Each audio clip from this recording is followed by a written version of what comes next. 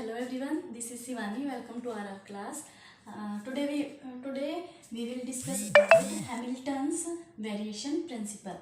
अब इसको समझने के लिए पहले हम क्या देखते हैं कि अगर हमारा एक फ्रेंड है यहाँ पे खड़ा है और एक फ्रेंड इस पोजीशन पे है, फर्स्ट पोजीशन, हम बॉल है जो बॉल मैंने थ्रो की सेकंड फ्रेंड के पास।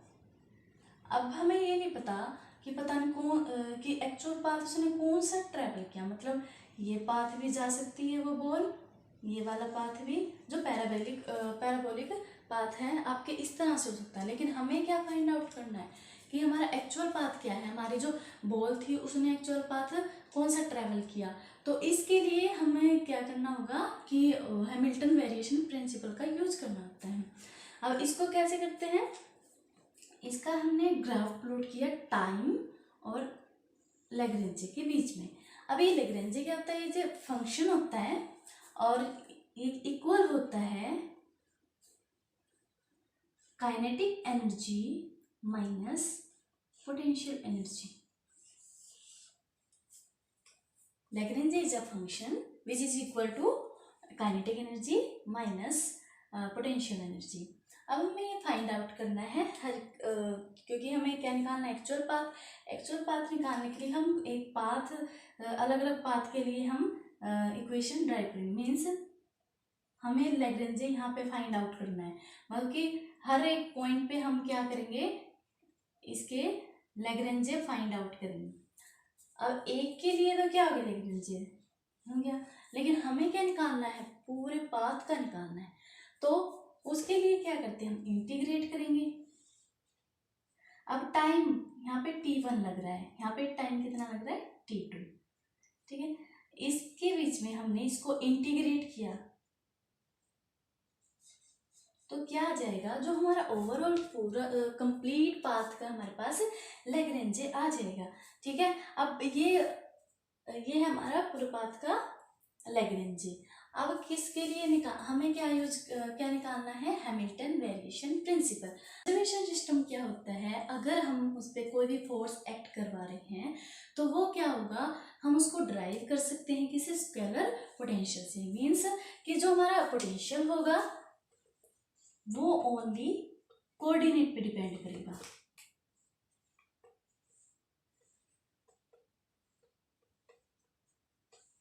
ओनली कोऑर्डिनेट पे डिपेंड करेगा। इस तरह the motion of the system from time t1 to t2 is line integral this. हमने क्या निकाला था कि एक कोई भी कर्व है या पाथ है, उसके लिए हमने लाइन इंटीग्रल निकाला। अगर हमारा ये लाइन इंटीग्रल एक्सट्रीमम है, मीन्स या तो हमारी जो वैल्यू है मिनिमम हो या फिर हमारी वैल्यू क्या हो, मैक्सिमम, तो क्या होता है, हम मोशन ऑफ सिस्टम की बात कर रहे हैं, मतलब डायनेमिक सिस्टम की बात करें। जब भी हमारा क्या होता है, सिस्टम मोशन में होता है, उसको हम क्या बोलते हैं, डायनेमिक सिस्टम।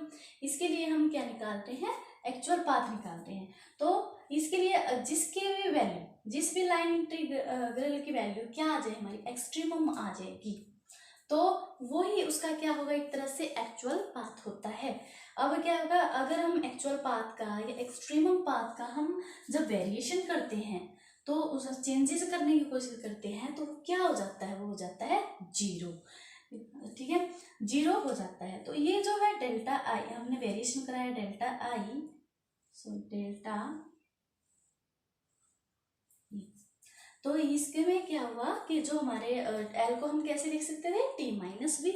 अब यहाँ पे टी है, टी क्या है, वो जो होगा फंक्शन होगा कोऑर्डिनेट का भी और इसके डेरिवेटिव का भी। बट जो हमारा पोटेंशियल है वो क्या है, क्योंकि हमारा जो सिस्टम है वो क्या है, कंजर्वेटिव सिस्टम है, तो ये ओनली किस पे डिपेंड करेगा, कोऑर्डिनेट पे। तो ये क्या हो जाएगा, जब वेरिएशन जीरो हो जाएगा। यहाँ पे हम अगर हमारे जो वेरिएशन है वो जीरो हो जाता है तो वही उसका क्या हो गया, एक्चुअल पाथ हो जाता है, ठीक है।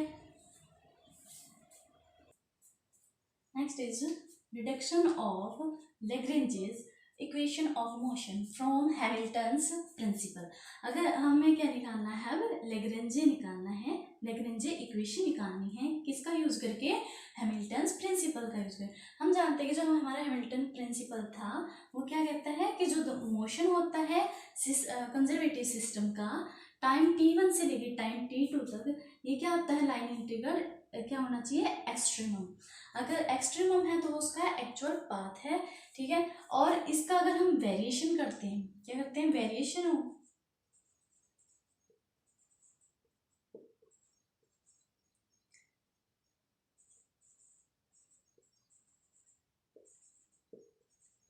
लाइन इंटीग्रल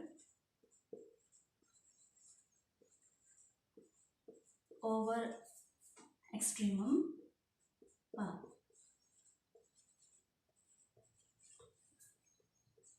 हमने ये पढ़ा था कि अगर हम इसका वेरिएशन करा रहे हैं, अगर हमारा पाथ एक्सट्रीमम है और उसका वेरिएशन कराते हैं तो वो क्या हो जाएगा, 0।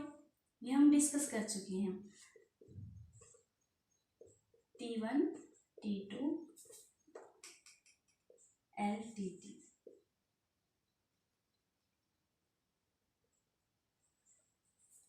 अब यहाँ पे क्या थी, l की वैल्यू क्या थी,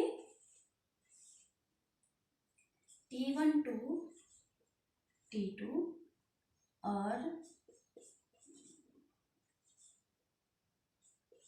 ये किसके फंक्शन था, t जो काइनेटिक एनर्जी है वो फंक्शन है कोऑर्डिनेट का और उसके डेरिवेटिव का, माइनस v पोटेंशियल है, ओनली पोटेंशियल एनर्जी किसका था, ओनली कोऑर्डिनेट का,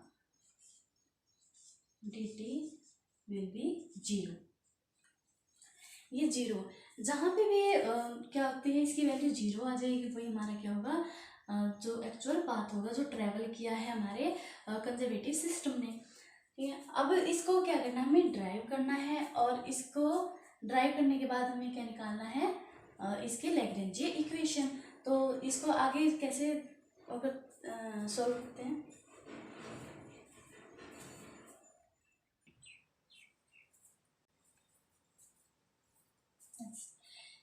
जो डेल्टा की हमारी वैल्यू थी इंटीग्रेशन t1 टू t2, और t जो फंक्शन है qj और डेरिवेटिव ऑफ qj v, और ये जो फंक्शन है किसका है, qj का, और dt इक्वल 0 ये था। अब इसको हमने ओपन किया, जो डेल्टा था इसको हम क्या कर रहे हैं, ओपन कर रहे हैं, तो क्या आ जाएगा हमारा समीशन j, और इसको क्या करेंगे, पार्शियल डिफरेंशिएट करते हैं qj के रिस्पेक्ट में, ठीक है। फिर इसको पार्शियल डिफरेंशिएट करेंगे दूसरे कोऑर्डिनेट जो है हमारा डेरिवेटिव ऑफ qj, ठीक है। और फिर इसका ये ओनली कोऑर्डिनेट पे ही डिपेंड कर रहा है, तो इसको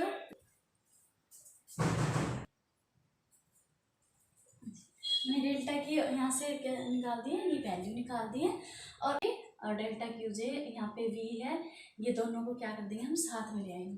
तो हमने यहाँ पे इसको साथ में लिखा, और हमारी ये क्या आ गई, delta t minus partial differentiate of t with respect to qj, partial differentiate of potential energy with क्या हो गया हमारा, qj के रिस्पेक्ट में। अब यही हमारी ये तो हमारे क्या हो रहा है, इससे मल्टीप्लाई होके आ गया। अब आता है जो हमारा टर्म कौन सी बची, ये वाली टर्म, इसको हमने क्या कर दिया, अलग से लिख दिया। अब क्या करते हैं, ये सेम एज इट रही, जो हमारी ये फर्स्ट टर्म है जो एज इट रही। अब जो इस सेकेंड टर्म है इसको हम कैसे कर सकते हैं, थोड़ा सा रीअरेंज करते हैं। जो हम डेरिवेटिव ऑफ डेल्टा qj था इसको कैसे लिख सकते हैं, d/dt और डेल्टा qj dt, ठीक है। अब इस सेकंड वाली जो इक्वेशन आई है, हम इस सेकंड जो टर्म है इसको हम कैसे सॉल्व करेंगे, जो प्रोडक्ट ऑफ होता था इंटीग्रेशन u v dx, इसको क्या करते हैं, एज इट रही सेकंड टर्म को हमने क्या किया, इंटीग्रेट किया, माइनस जो फर्स्ट टर्म थी अब उसको हम क्या करेंगे, डिफ्रेंशिएट करेंगे, और जो सेकंड टर्म थी उसको हम क्या करेंगे, इंटीग्रेट किया, और इन दोनों का प्रोडक्ट है उसको फिर क्या करेंगे, हम इंटीग्रेट करेंगे, ठीक है। ये वाला जो फॉर्मूला हम यूज करेंगे अब सेकंड टर्म को सॉल्व करने के लिए।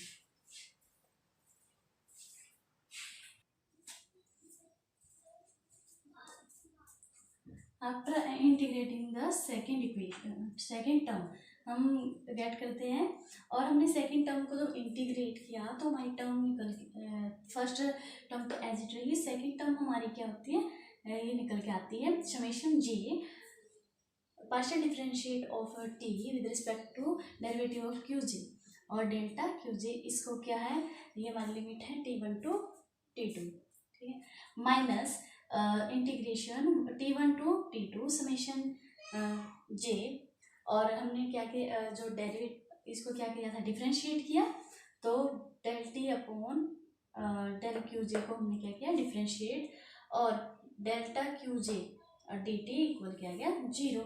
अब हमने क्या लिखा, जो वेरिएशन होता है एंड पॉइंट पे, जो हमारे एंड पॉइंट थे वहाँ पे वेरिएशन कभी नहीं होता, वो क्या रहते हैं, सेम रहता है। देखो यहाँ पे क्या है, कोई वेरिएशन नहीं होता, तो इसीलिए हमारा जो डेल्टा जे है और उसकी लिमिट T1 टू T2 क्या हो जाएगी, 0।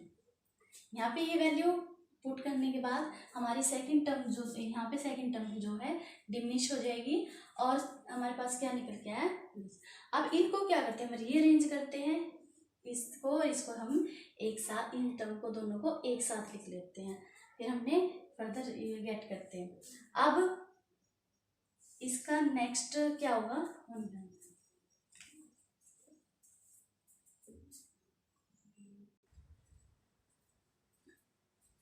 हमारी ये इक्वेशन निकल के आई थी।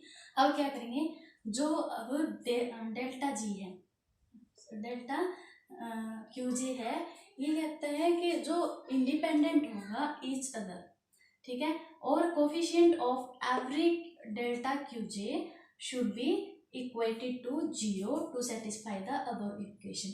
इस इक्वेशन को सेटिस्फाई करने के लिए हम क्या करेंगे कि जो कोफिशिएंट होगा किसके, डेल्टा क्यू जे के, ये सब के सब किसके इक्वल हो जाएंगे, 0 के। तो हमने ये 0 किया, ये हमारे क्या हो जाते हैं, डिमिनिश हो जाते हैं। अब हमारे पास इक्वेशन जो निकल के आई 30। अब क्या करते हैं, हम इस वाली इक्वेशन को रीअरेंज करते हैं, जो डी अपॉन डी टी वाली टर्म है ये हम इधर लेके आते हैं, और ये दोनों हम एक साथ, क्योंकि ये क्या है, क्यू जे के रिस्पेक्ट में पार्शियल डिफरेंशिएट है, तो इनको एक साथ लिखा और टी माइनस वी आ गया, ये हमारी क्या आ गई, वैल्यू इक्वल 0। नेक्स्ट क्या होगा,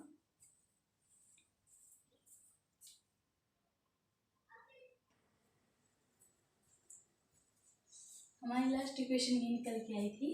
अब क्या कहते हैं, हम हमारा सिस्टम जो है वो क्या है, कंजर्वेटिव है। ये पता है कि v जो है फंक्शन नहीं है किसका, वेलोसिटी क्यू जे, ठीक है, लेकिन या फिर हम बोल सकते हैं derivative of Q J, but only of a coordinate Q J का। ये किसका है, ओनली क्यू जे का कोऑर्डिनेट है। तो अब इसको हम क्या करते हैं, माइनस v, इसको कैसे लिख सकते हैं, अगर हम इसको आगे सॉल्व करें, डेल